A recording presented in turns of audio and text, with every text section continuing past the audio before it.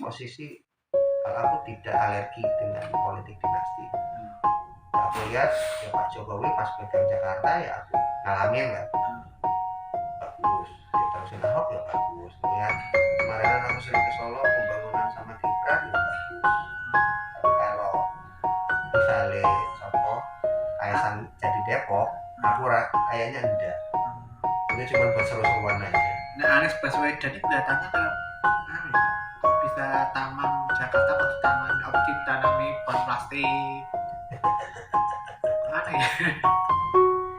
Aku sampai tertawa. Ini Anies Baswedan pada dasarnya orangnya baik, tapi circle atau lingkarannya dia itu saya tanggapi ya jenengan jujur, tapi gaulnya sama orang-orang gak jujur. Nah, kayak kali jodoh itu kan pasti pemerintahan Ahok kan bagus kan. Pas jadi Anies kok jadi lah Anies kan jadi gubernur terus muncul tim percepatan pembangunan, tim pembantu percepatan pembangunan, tim yang TPPP itu TGUPP kerja nggak? Enggak.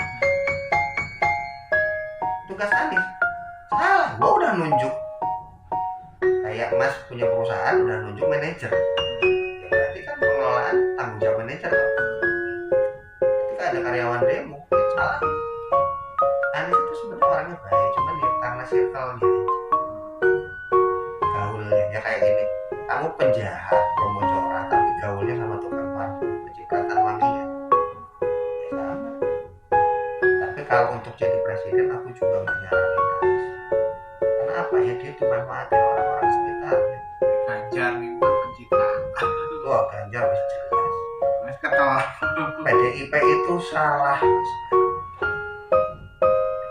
Mereka malah melakukan strategi apa yang dilakukan oleh Prabowo di tahun 2014 dan 2019. Pencitraannya masif, buzzernya masif, jelek-jelekin Prabowo, jelek-jelekin Anies. Wah aku rasa seneng mas politik kayak gitu. Pak Prabowo adem ayem pas apa survei wing. Kenapa? Pak Prabowo udah bilang kita jangan lagi istilahnya politik tidak santun, kita harus politik santun. Ada yang jelek-jelekin kita biarkan, ada yang sebar hoax biarkan. Ya akhirnya gadget sekarang banyak yang ke Pak Prabowo. Karena apa? Gen Z itu jenengan jualan, oh Pak Prabowo tukang kulit, Pak Prabowo 98 ya Kak Ayu. Karena ya itu tadi aku tadi bahas kan, Gen Z itu kan termasuk generasi yang kritis. Ngapain sih kita selalu bahas masa lalu gitu. Yang penting yang ditawarkannya apa, programnya apa, itu Gen Z. 60% pemilih di Indonesia buat 2024 nanti itu Gen Z. Siapa yang bisa ngerangkul Gen Z? Peluang menang gede. Ganjar kan ngumpulin masa. Ayo nanti kampanye dengan ayo ke lapang misalnya mana lapang Marino ada kampanye yang datang emang mau dengerin enggak, nyari uang kamu, sisanya ya ngobrol dewe-dewe habis itu pulang. Kalau Gen Z enak bikin misalnya turnamen gaming kan, mereka udah seneng kan ya, hobi itu disisipkan program apa. Kalau saya terpilih nanti sampean jadi atlet profesional, jadi ASN, pasti tertarik. Aku termasuk ya aku sih nggak simpati sampai di gitu, tapi aku kenal dari industri game juga ya. Jadi keponakannya Simbo 723 itu jadi Narendra Gimas itu teman mainku dulu. Tapi di game ya, kan dulu kalau main game aku dari Sukabumi ke Jakarta, karena dulu belum ada internet di Blok M. Nah, aku awalnya nggak ngeh loh kalau dia itu keponakannya Bu Mega. Jadi almarhum Taufik Kemas, suaminya Bu Mega itu kan punya abang. Nah, Kemas itu anak dari abang ini. Baru tahun 2000 berapa, 2014 aku bilang dia ternyata ini Bu Mega. Sempat ditawari juga, Mas masuk Banteng Muda Indonesia ngurusin e-sport enggak? Kalau Mas, Males. PDIP itu kelihatan rukun karena ada simbol mangkat rambut, terlalu banyak aksi geng-gengan. Makanya aku selalu bilang ke Mas,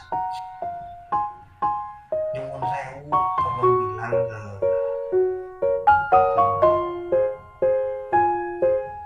jualan Soekarnoisme ini jangan keseringan, karena Bung Karno itu bukan milik PDIP toh, milik semua bangsa. Contoh Gerindra mau mengamalkan ajaran Bung Karno Marxisme, ya itu nggak boleh. Ya boleh toh, sama foto-foto anak bangsa. Tapi aku kok ngelihat gila-gila oknum PDIP di pusat itu ajaran Bung Karno, jualannya Bung Karno, ini persis kayak di kita Bung Karno terus. Loh, kalau ngikutin wajah Bung Karno kan minta dimakamkannya di Istana Bogor.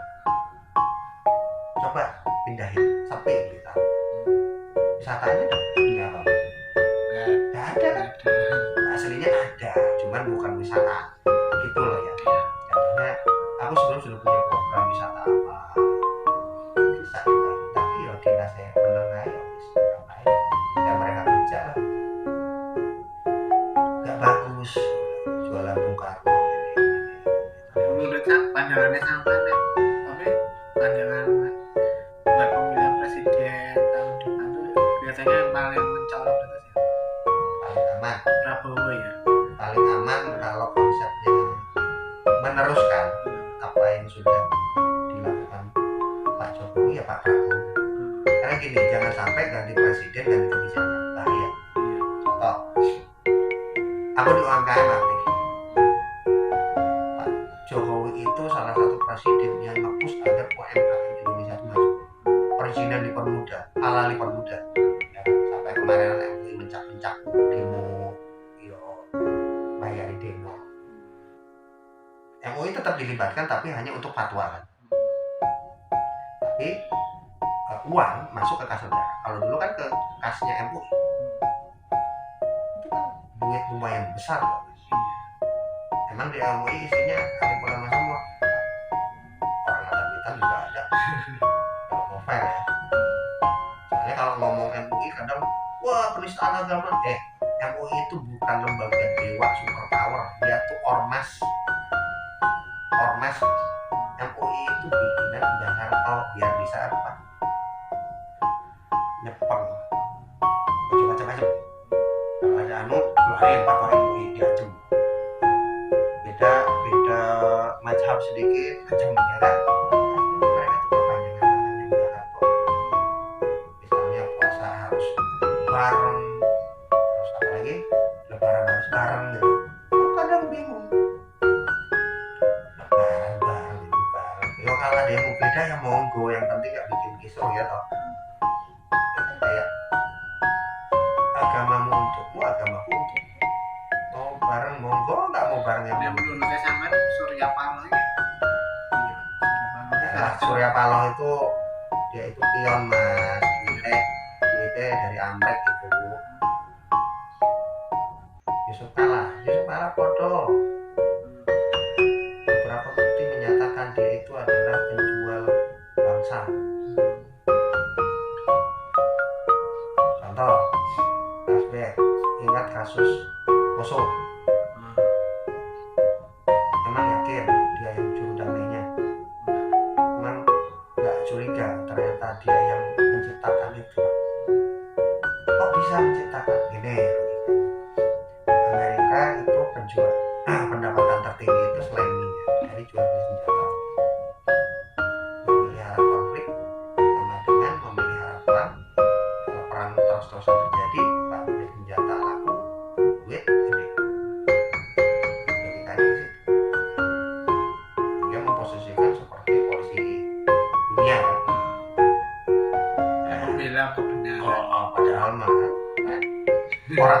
rakyatnya sendiri sudah banyak yang protes. Kenapa? Woi, anak gua jadi korban gara-gara gini ya kan. Wajib militer gini ya. Wajib militernya gak masalah buat bela negara, tapi kok lu invasi terus? Jadi kayak ya dimanfaat. Aslinya tuh yang aku tahu 3 pengkhianat. Yang satu udah meninggal. Nah, ini Mantoro misalnya. Dulu kan sempat di PDIP. Kalau sama teman-teman PDIP yang loyalis sama militer sebutnya anak pos. Karena kan dulu sempat ada PDIP apa? Sempalan kan. Itu tuh grupnya lah karena Sukadi, Arifin Tanjoro, Sokan Sopian.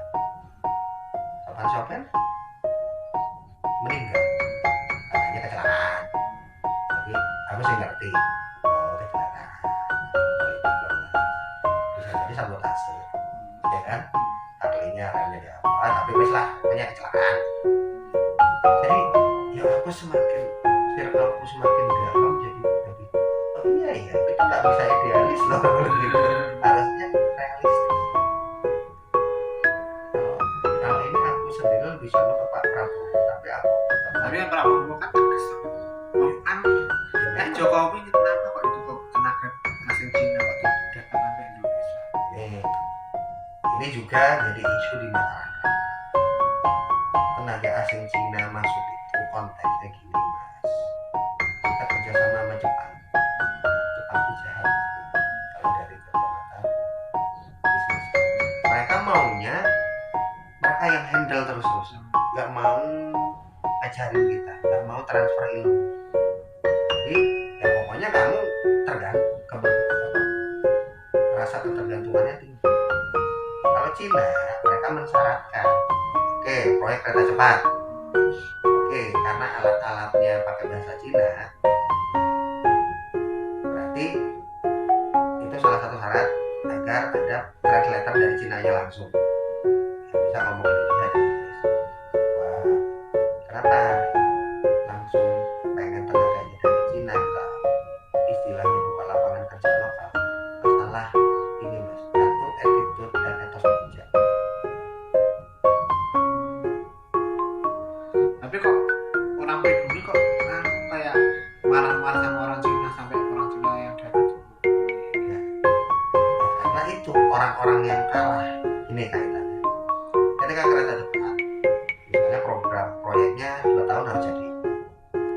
Orang Cina itu mau, ya udah bikin 24 jam, sip-sipan 3 jam. Ternyata selesai 1 tahun kan, berarti banyak yang dihemat dong. 1 tahun sisanya mereka jalan-jalan aja. Kenapa? Proyeknya udah selesai. Mereka punya konsep kalau bisa selesai cepat ngapain dilama-lamain. Beda dengan kultur atau mindset sebagian orang Indonesia yang jelek. Kalau bisa lama ngapain harus cepat. Kalau bisa susah ngapain harus gampang. Benar. Nah, kalau ada orang lokal mukulin orang Cina itu karena mereka kalah, tidak punya skill, hanya ngandelin istilah akamsi. Nah kamu sini kok nggak kebagian jatah? Ya lu punya skill apa? Minta kerja kok maksa. malah yang orang Indonesia itu skillnya masih terbatas ya Pak. Ngomong kasarnya pemalas. Contoh, aku kan sering berhadapan dengan pegawai. Jam istirahat kan mesti kasih. Misalnya jam istirahat 30 menit. Orang kita tuh jelek ya. Dikasih waktu istirahat, makan, sholat. Ujung-ujungnya apa? Merokok, dilama-lama. Ayo baru masuk, nanti telat. Alah, saya isap lagi. Akhirnya telat nih. Ya, karena SP misu. Disiplinnya mas, murah. Nah sementara orang Cina disiplinnya keren. Salut. Kemudian itu tadi transfer ilmu. Sekalian kerja, sekalian ngajarin. Ya nanti pas udah jadi, ya yang ngelola tetap warga Indonesia, dapat ilmunya. Tapi tetap warga Indonesia yang punya keahlian. Memang misalnya ngangkat batu gitu, ngandelin tenaga tok nggak bisa mas. Patah tulangmu kalau ngasal nggak pakai teknik. Atau bangsa kita itu masih memiliki utang banyak ke Cina kan ada. Enggak. Jadi kalau Indonesia itu senang. Enggak. namanya bisnis utang piutang aja. Mungkin kalau disebut utang duit enggak. Jadi gini, konsesi itu sebenarnya Mas punya tanah nih. Aku pengen punya ruko tapi aku rek duit. Mas punya tanah. Terus aku bilang, ya udah, aku pinjam tanahmu, tak bikin ruko 10 tahun tak pakai. Setelah 10 tahun menjadi milik. Rugi apa sih? Rugi apa? Nggak rugi kan? Setelah 10 tahun anggap aku bayarnya pakai bangunan yang sudah jadi. Aku hanya untung, nggak perlu bayar kontrakan. Nah, itu sistem, itu metode simpelnya gitu. Bahasa orang itu pun sama. Jadi kerjasama, nanti operasional, bagi hasil setelah sekian tahun pure dikelola oleh kita. Jadi tinggal pakai aja. Iya, justru Pak Jokowi itu pintar, tanpa harus keluar duit, hanya mempermudah perizinan, lokasi dan lain-lain, bisa dapat teknologi. Ya kalau ada yang milih salah oposisi, yang ibaratnya apa ya, namanya gini, dalam hidup kita harus punya prinsip, kita nggak akan bisa memuaskan semua pihak. Kalau dari 10 orang yang nyinyir cuma 1-2, ya udahlah, diamin aja, yang 8 aja puas kok. Ya ujung-ujung itu politik Mas, gorengan. Kalau aku sih jujur nggak, di zaman Jokowi itu merasa enak, UMKM dibantu. Gus Dur Pak. Apa ya? Gus Dur ya, karena kita kan pancaroba lah ya. Libur sekolah lama. Ya UMKM dapat bantuan 2,4 juta, terus 1,2. Nah, jenengan waktu itu mengajukan nggak UMKM? Kan UMKM? Oh, yang ini lah. Udah dapat. Nah, kalau ada yang komplain, aku nggak dapat gini, salah lagi. Bantuan pemerintah itu bukan kayak sodako, harus by entry, by data, by name. Karena apa? Kalau di audit jelas ada namanya, ada alamatnya. Sementara orang kita maunya ya kayak kita sodako kan, dari Abdullah, dari apa? Nggak bisa. Sampai datang ke kelurahan, Pak, syarat pengajuan ini, bikin ini, bikin NIP, bikin ini, terus diajukan. Yang mutusin ya bukan sini, sono kementerian. Nah, kemarinan ngurusin yang pertama 25 orang, ya kebanyakan tetangga sini sama yang dari Kenalan Belago. Alhamdulillah saya 15. Kedua yang cuma 1,2 kan, dari 50 cair 30. Aku minta duit ya enggak, karena aku memposisikan aku pengen teman-teman di Kota Blitar melek dan pinter. Banyak loh ya orang bilang gitu, Pak gimana ngurus surat kamu, kayaknya kalau urusan sama birokrasi itu mereka udah takut semua. Gak usah takut, sini tak tambahin, kalau mau ini harus ada nih kamu ke situ. Ini ya, ketika dia sudah cair, dia sudah tahu prosedurnya, aku berharap besok dia bisa menularkan ilmu itu ke yang lain. Banyak orang tuh bukan karena nggak ngerti Mas, udah takut duluan. Minta surat pengantar SKU ke kelurahan aja terus apa yang harus kamu takuti? Ya kan? Cuman ada lucunya di sini, aku kan pas minta surat pengantar SKU kan banyak, aku ditanya-tanya yang nulis berapa di situ, Mas kok ini banyak benar.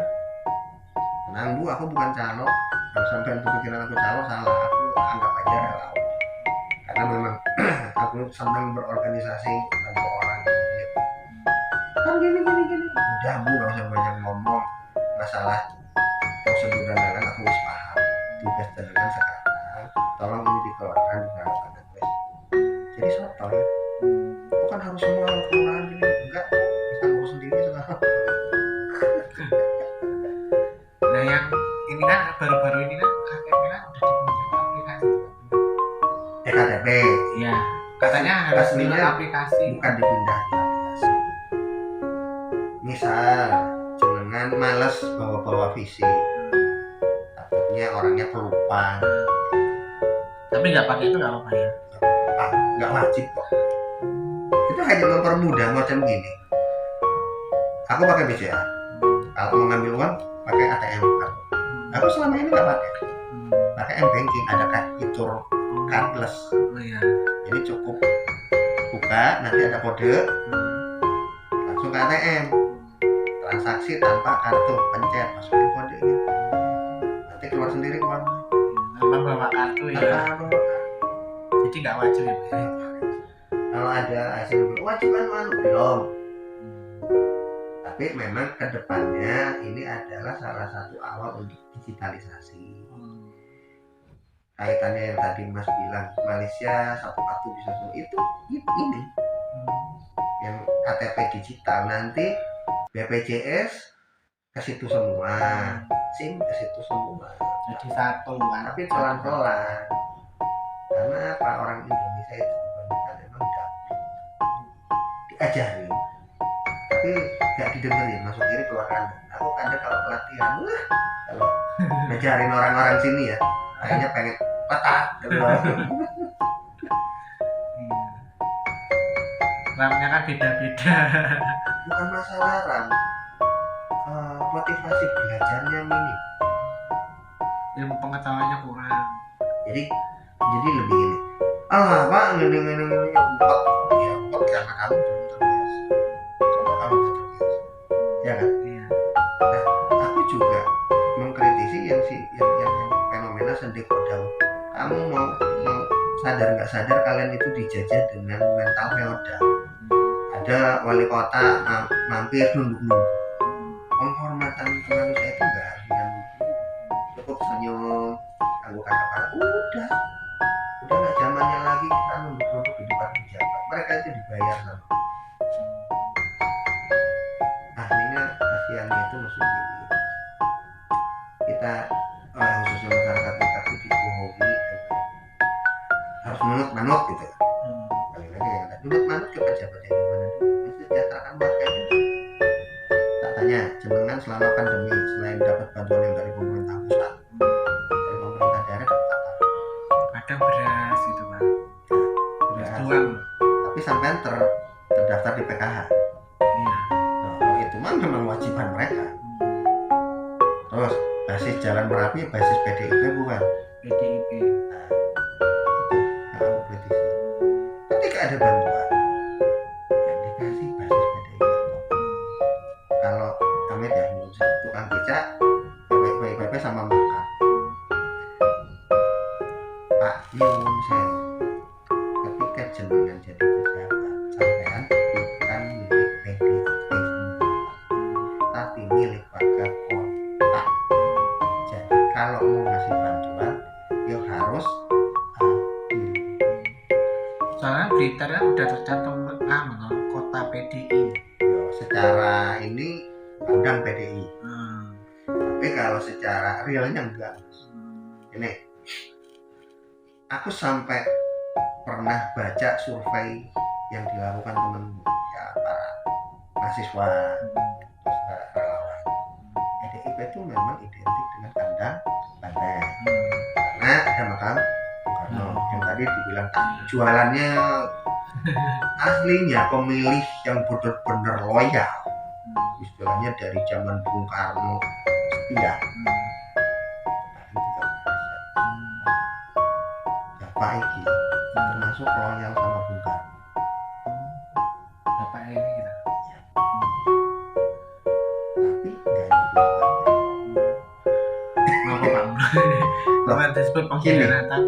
gini, loyal sama Bung Karno itu adalah loyal terhadap ajaran Mahaisme.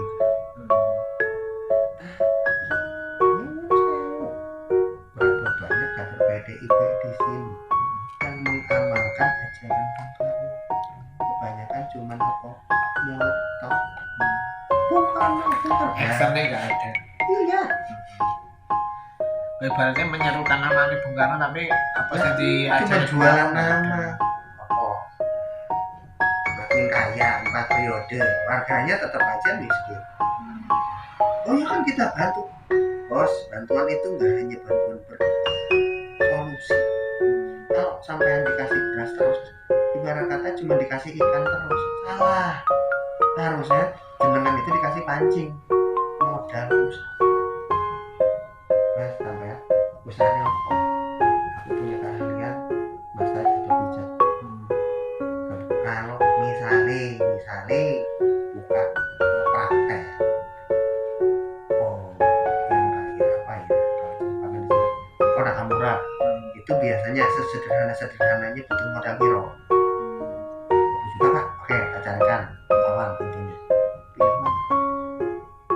Jauh daripada dikasih beras paling sebulan sekali. Nanti berganti pejabat, berganti kebijakan, mending dikasih pancing. Sampean bisa nyari sendiri. Kasih dosa. Tapi ya nyuwun sewu. Aku sama PDIP pusat banyak, tapi di sini jualan nama Bung Karno. Tapi di negara Indonesia itu meritik pemerintah tuh kok jadi kena hukum pidana. Itu bukan nggak boleh kritik, cara mengkritiknya sih salah. Ini mas, aku mengkritik Pak Santoso saya. Kayak namanya pengurus partai kan kalau ada rapat-rapat kadang diundang. Karena jabatan misalnya pengurus partai itu ya mirip kayak anggota dewan levelnya, bisa marahin ngomelin dandim, bisa marahin Kapolres. Karena apa, kita punya gerbong masalah. Pak, menurut wargaku ini lo piye to di Mahakam sering kebutuhan itu dicatat. Nah masalahnya orang kadang mengkritik tanpa data, jatuhnya hoax dan fitnah. Misal mengkritik Jokowi ini PKI, dibuktikan benar nggak ada PKI? Udah fitnah, itu urusannya memang udah pidana. Meskipun presidennya sendiri tidak melaporkan, dia simbol negara. Itu yang kadang orang nggak paham. Kritik itu boleh, malah Kadang kan di media-media kan informasi tentang pemerintah itu kadang salah Pak. memang aku termasuk orang yang Nggak boleh ditelan mentah-mentah. harus bisa. Media sekarang itu jahat. Beritanya A, judulnya bombastis. Bang. Wah, Jokowi ini. Tadi baca beritanya, loh kok beda? Karena apa? Mereka nyari duit lewat view, Iya. klik. Aku nggak bisa menyalahkan 100%, ini bisnis. Tapi kalau wartawannya memang maksudnya memang beneran wartawan, mereka nggak akan mau buat berita. Nah, wartawan sekarang apa Thomas? Pada ikut pelatihan nggak? Enggak. Aku wartawan juga. Kadang kan dibuat-buat. Iya. Wartawan Detik bikin berita, sumbernya apa? Berita. Sumbernya apa? IG. Itu bukan berita, nggak layak dimasukin. Karena gini, aku kan dulu media gaming, aku sering ikut pelatihan. Namanya berita itu tidak boleh dimuat kalau baru sebatas katanya, rumor. Tugas wartawan adalah memverifikasi, mengklarifikasi. Misal di Kota Blitar diisukan jual beli apa itu? Sekarang kan PPDB yang anak sekolahan bayar sekian-sekian. Dikonfirmasi. Misal ada saksi, Bu, ini, oke, rahasia aman. Ditanyakan ke misalnya SMA 1, oknum anunya, ditanyakan, Pak, saya dapat info, isu, rumor, bener enggak? Oh enggak, ini Pak, ini ada buktinya. Ya loh, karena kita udah megang bukti. Ini. Mereka tetap denial atau membantah, ya tetap kita hargai. Kita masukin berita viral, sudah dikonfirmasi ke pihak sekolah, mereka membantah gini. Sudah. Dua sisi yang diangkat, sisi yang korban, sisi yang katanya pelaku. Kalau yang pelaku ini merasa keberatan dengan pemberitaan, ada jempol jauh. Nah, kalau wartawan sekarang nggak ngerti etika Saya jurnalistik. kan Pak berita-berita saya ini sudah benar-benar Nah, iya, ya kayak berita-berita kayak sampah. anu kayak Artis cerai urusannya apa kan? Cerai. kayak anak mantan opo. Tapi yo berita-berita seperti itu kan banyak yang jadi uang mas. Tapi kok nggak ada manfaatnya dari berita kok. Ya tanya lagi. Mas punya istri? Mas punya sudah nikah? Belum. Oh, belum. Misalnya punya saudara perempuan, diingetin madrasah atau sekolah paling utama anak itu adalah ibu. Kalau ibunya jelek mendidiknya, outputnya akan jelek. Iya. Masalahnya emak-emak sekarang nonton drakor, nonton sinetron, ngurusin anak nih jajan, ngurusin anak nih HP. Ya gimana mau berharap sumber daya manusia kita Nah adik itu tuh didik anaknya nggak ada HP.